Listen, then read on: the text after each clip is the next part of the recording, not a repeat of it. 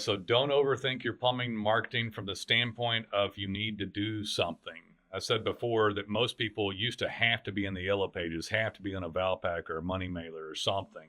And nowadays, there's all these things you could do, and people do almost nothing. So they overthink it, worry about it, lob up a poor quality website, get some reviews, and then whine and cry about why they're not in the pack three, or make up all these fancy things about why the other people are in the pack three. And anybody in Right. ranking online, Google, Bing, AI search is getting daily call volume. They're smart about their marketing. So don't overthink it. You need to market. Even if you make mistakes, you better start trying.